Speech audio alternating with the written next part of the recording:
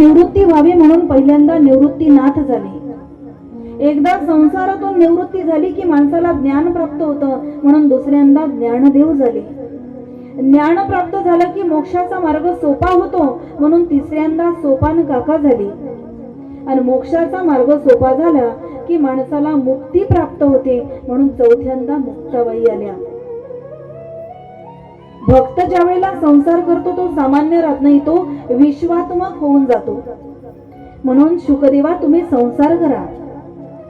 जनक राजाने ज्या वेळेला समजावून सांगितलं शुकदेवांनी मान्य केलं आणि शुकदेवांचा विवाह त्या ठिकाणी झाला. भागवतामध्ये शुकदेवांचा विवाह सांगितला नाही, देवी भागवतामध्ये सांगितलेला आहे.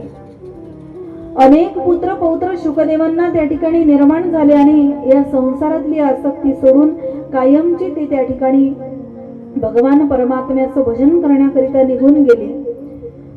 भगवान परमात्म्याचं नामस्मरण त्या ठिकाणी करायला लागले, चिंतन जीवनामध्ये करायला लागले. आणि शुकदेवजी महाराज विरक्तच होते महाराज. आणि सांगितलं ना मी तुम्हाला, सामान्य माणसाचा संसार हा सामान्य आहे, परंतु साधू संत भक्त ज्या वेळेला संसार करतो तो विश्वात्मक होऊन जातो. ही कथा या ठिकाणी सांगितल्यानंतर पुढची कथा जी सांगितलेली आहे ती कथा महाभारतामध्ये सुद्धा येते. देवी भागवताने सुद्धा ती कथा सांगितलेली आहे. ती कथा आहे वेद महर्षी व्यासांच्या जन्माची कथा. सत्यवती आणि पराशर ऋषींची ही कथा आहे. सत्यवती ही जी आहे ही पूर्वी मत्स्यगंधा त्या ठिकाणी होती. कैवर्त राजाची जी कन्या आहे मत्स्यगंधा, अनेक योजनापर्यंत तिच्या शरीराचा मासोडी सारखा वास येत होता, दुर्गंध येत होता, म्हणून तिला मत्स्यगंधा असं म्हटलं जात होतं. एक दिवस ती नौकेमध्ये बसलेली असताना पराशर ऋषी त्या ठिकाणी आले आणि पराशर ऋषींनी जसं तिला पाहिलं, पराशर ऋषी म्हणतात मला तुझ्या बरोबर विहार या ठिकाणी करायचंय. बघा, एखादी गोष्ट ज्या वेळेला घडते ना, आपल्याला वाटतं ही अशी घडायला नको होती, बरोबर आहे की नाही? एखादी घटना ज्या वेळेला घडते आपल्याला वाटतं हे असं घडायला नको होतं, पण प्रत्येक घटनेच्या मागे भगवान परमात्म्याची नवीन काहीतरी योजना असते. त्याच्या योजनेवर शंका माणसाने कधीच घ्यायची नाही.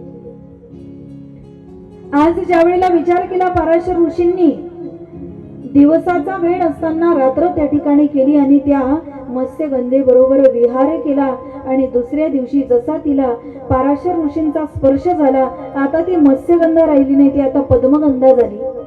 आतापर्यंत शरीराचा दुर्गंध येत होता, परंतु आता शरीराचा सुगंध एवढा पसरायला लागला की अनेक योजनापर्यंत तिच्या सुगंधाने त्या ठिकाणी अनेक लोक आकृष्ट व्हायचे. जी मत्स्यगंधा होती ती पद्मगंधा झाली. पराशर ऋषी तर निघून गेले महाराज, परंतु सत्यवती तीच पुढे मत्स्यगंधा नंतर त्या ठिकाणी पद्मगंधा आणि तीच सत्यवती, तिला सत्यवती म्हणतात. तिला गर्भधारणा झाली आणि तिच्याच उदरातून वेद महर्षी व्यासांचा जन्म झाला. बोली वेद महर्षी व्यास भगवान की. ही सत्यवती जी आहे, पुढे या ठिकाणी शंतनू आणि गंगेचा विवाह सुद्धा सांगितलेला आहे. एकदा स्वर्गामध्ये असताना शंतनू आणि गंगा हे गंधर्व रूपामध्ये असताना दोघांनी एकमेकांच्याकडे पाहिलं, हसायला लागले.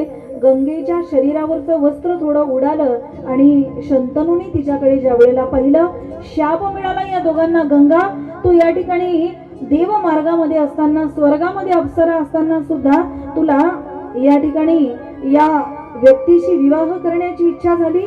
तुला शाप देतोय मी, तुला पृथ्वी तलावर या ठिकाणी जन्म घ्यावा लागेल आणि पृथ्वी तलावर जन्म घेऊन तुझा विवाह सुद्धा त्या ठिकाणी होईल. आणि जो शंतनू गंधर्व रूपामध्ये होता तो मानव रूपामध्ये जन्माला आला. एकदाचा प्रसंग आहे महाराज. आणि असं वर्णन आहे, अष्टवसू जे होते यांना सुद्धा शाप प्राप्त झाला होता की तुम्हाला या पृथ्वी तलावर जन्म घ्यावा लागेल, परंतु जन्म कुणाच्या उदरातून घ्यावा म्हणून सगळे गंगा मैयाकडे गेले, गंगा देवीकडे गेले आणि तिनं प्रार्थना केली की आम्हाला तुझ्या उदरातून जन्माला घाल आणि तुझ्या उदरातून जन्म आम्ही घेऊन लगेच आम्हाला पाण्यात सोडून दे, आम्हाला मोक्ष त्या ठिकाणी प्राप्त होईल. एक दिवस शंतनू गंगेच्या तीरावर त्या ठिकाणी गेलेले असताना गंगेचं सुंदर स्वरूप पाहिलं आणि शंतनूला गंगेबरोबर विवाह करण्याची इच्छा निर्माण झाली. गंगा मैयाच्या जवळ शंतनू त्या ठिकाणी गेले आणि सांगितलं मला तुझ्याशी विवाह करायचा. गंगा म्हटली ठीक आहे, मी विवाह करायला तयार आहे, परंतु माझी एक अट आहे. लग्न झाल्यानंतर तुम्ही कुठल्याही गोष्टीत मला कसलाच प्रश्न विचारायचा नाही. मी कसंही वागले मला काहीच बोलायचं नाही. ज्या दिवशी तुम्ही मला टोकाल, ज्या दिवशी तुम्ही मला कुठलाही प्रश्न विचाराल, त्या दिवशी मी तुम्हाला सोडून निघून जाईल. शंतनू आणि गंगेचा विवाह झाला. विवाह झाल्याच्या नंतर हस्तिनापुरामध्ये आनंदी आनंद होता. गंगा मैयाला पहिल्यांदा गर्भधारणा झाली. संपूर्ण हस्तिनापुरात आनंद आहे, परंतु ज्या वेळेला गंगेने बाळ हातामध्ये घेतलं आणि निघाली ती जाण्याकरिता, शंतनूने विचार केला की हे जाते तरी कुठे आहे. तिच्या मागे मागे जातात. जिथे गंगेचा प्रवाह चालू होता त्या बाळाला तिने गंगेच्या प्रवाहात टाकून दिलं. शंतनूला दुःखदायक एक धक्का बसला. या जगतात अशी कुठली आई आहे जी आपल्या बाळाला पाण्यामध्ये सोडून देईल.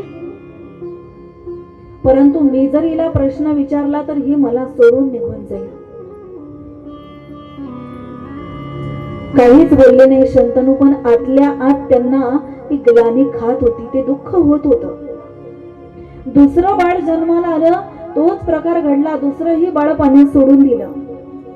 असं करता करता 3, 4, 5, 6, 7 बाळ, 7 शिशु पाण्यामध्ये सोडले. परंतु त्या ठिकाणी शंतनू काही बोलू शकले नाही, परंतु दुःखाने व्याकुळ झाले आणि दुःख अत्यंत व्हायला लागलं. 8व्यांदा ज्या वेळेला गर्भधारणा झाली आणि 8वं बाळ ज्या वेळेला जन्माला आलं, आज मात्र शंतनू कडून राहवल्या गेलं नाही. गंगेने ज्या वेळेला ते बाळ हातामध्ये घेतलं आणि गंगेच्या प्रवाहापर्यंत जोपर्यंत गंगा मैया जातात, आता पाण्यात सोडणार, एवढ्यात शंतनू म्हणायला लागले, अगं तू आई आहेस की व्यभिचारिणी आहेस? या जगात अशी कुठली आई आहे की जी आपल्या बाळाला मारेल? अरे 1, 2 नाही 7 पुत्र स्वतःचे पाण्यामध्ये सोडून दिलेस. आज तू मला सोडून गेली तरी चालेल, पण मी या बाळाला तुला पाण्यात टाकू देणार नाही. आणि तोच 8वा पुत्र, तोच 8वा वसू म्हणजे कोण आहे तर देवव्रत आहे. देवव्रत जे पुढे भीष्माचार्य झाले, पितामह भीष्म. देवव्रताचा जन्म त्या ठिकाणी झाला आणि गंगेच्या नेत्रातून गळगळ अश्रू व्हायला लागले. गंगेने सर्व पूर्व वृत्तांत शंतनूला सांगितला की मी तुम्हाला यासाठीच अट घातली होती, कारण हे अष्टवसू माझ्या पोटी जन्माला येऊन यांना मुक्त मला करायचं होतं, म्हणून मी यांना गंगेमध्ये प्रवाहित करत होते. पण आता तुम्ही मला या ठिकाणी प्रश्न विचारला, मला सुद्धा या देहातून मुक्तता झाली, मी आता निघून जाते आहे. आज शंतनूला फार दुःख वाटायला लागलं, एकटे एकटे राहायला लागले. पत्नी जोपर्यंत आपल्या सोबत आहे तोपर्यंत तिची किंमत आपल्याला कळत नाही. आपल्याला वाटतं यांना काही कामं नसतात. मी तर विनोदाने मग तुम्हाला थोड्या वेळाच्या पूर्वी सांगितलं, बशी बसे आरामशीर, पण या कुठं आरामशीर बसतात का? कुठलेच कामं नसले तर कापूस घेऊन वाती तरी करायला घेतात, पण या रिकाम्या बसत नाही. जोपर्यंत पत्नी जीवनामध्ये आहे तोपर्यंत किंमत कळत नाही, आणि पत्नी जीवनातून वजा झाली ना महाराज की त्या दिवशी आपल्याला कळते पत्नीचं महत्व आणि पत्नीची महती जीवनामध्ये काय आहे.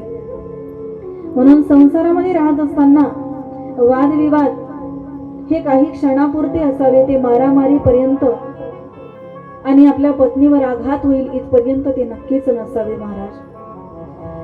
आज शंतनूला दुःख वाटायला लागलं. मुलगा तर आहे परंतु पत्नी नाही. एक दिवस असेच विहार करत असताना, फिरत असताना शंतनूची दृष्टी सत्यवतीवर गेली आणि पुन्हा जीवनामध्ये इच्छा झाली विवाह करण्याची. आणि ज्या वेळेला सत्यवती बरोबर विवाह करण्याची इच्छा झाली, विवाह करण्याची ज्या वेळेला इच्छा झाली त्यावेळेला सत्यवतीने सांगितलं, माझ्याशी विवाह करायचा असेल तर माझ्या पित्याची परवानगी घ्यावी लागेल. कैवर्त राजा आहे, कैवर्त राजाची परवानगी घ्यायला ज्या वेळेला गेलेले आहे शंतनू, कैवर्त राजाने सांगितलं, मी विवाहासाठी माझी मुलगी द्यायला तयार आहे, पण माझ्या मुलीपासून जो मुलगा होईल तोच राजगादीवर बसणार असेल तरच मी माझी मुलगी तुम्हाला देईन. शंतनूला दुःख वाटलं, कारण गंगापुत्र देवव्रत त्यांच्याकडे होते आणि मी माझ्या देवव्रतावर अन्याय करू शकत नाही, मी माझ्या गंगेच्या पुत्रावर अन्याय करू शकत नाही. म्हणून त्या ठिकाणी वापस निघून आले, परत निघून आले, परंतु आपल्या पित्याचं दुःख मुलाला बघवल्या जात नव्हतं. ज्या वयात मुलाने विवाह करायचा होता त्या वयात बापाला पुन्हा विवाह करायची इच्छा झाली. देवव्रताने विचार केला, आपले पिता एवढे दुःखित का आहे. ज्या वेळेला कळालं की सत्यवतीच्या पित्याने अशी मागणी घातलेली आहे, स्वतः देवव्रत त्या ठिकाणी गेले, सत्यवतीच्या पित्यांना भेटले आणि सांगितलं, म्हणे काळजी करू नका, तुम्हाला एवढीच इच्छा आहे ना की तुमच्या मुलीपासून होणारा मुलगा राजगादीवर बसावा, मी आजच या ठिकाणी प्रतिज्ञा करतोय, माझ्या पित्याच्या विवाहाकरिता हा देवव्रत आजन्म ब्रह्मचारी राहील, ही भीष्म प्रतिज्ञा केली महाराज. सर्व देवांना त्या ठिकाणी दुःख वाटायला लागलं. सर्व देवांनी आश्चर्याने म्हटलं, हे भीषण आहे, हे भीषण आहे, हे महाभयंकर आहे. आणि म्हणून त्याच दिवशी देवव्रताचं नाव हे भीष्म पितामह त्या ठिकाणी पडलं, भीष्माचार्य पडलं. ज्यांनी आपल्या वडिलांच्या करिता विवाह केला नाही, आजन्म ब्रह्मचारी राहिले. आणि मग सत्यवतीचा आणि शंतनूचा पुन्हा विवाह त्या ठिकाणी झाला. पुढे अनेक हा वंश वाढायला लागला. कौरव पांडवांचं वर्णन आलेलं आहे. या कौरव पांडवांना सुद्धा एकदा भगवती जगदंबेने सुंदर दर्शन त्या ठिकाणी दिलं. आणि दर्शन दिल्याच्या नंतर याच वंशामध्ये पुढे राजा परीक्षिती जन्माला आले. बोली परीक्षिती महाराज की जय. परीक्षिती राजे जन्माला आले. आपण कथा भागवतामध्ये ऐकलेली आहे. अपमान झाला साधू संतांचा. बघा, संतांचा मान आपल्याला नाही करता आला ना, अजिबात हरकत नाही, पण अपमान तरी आपल्या हातून होऊ नये. कारण ज्या ठिकाणी ज्या देशामध्ये साधू संतांचा अपमान होतो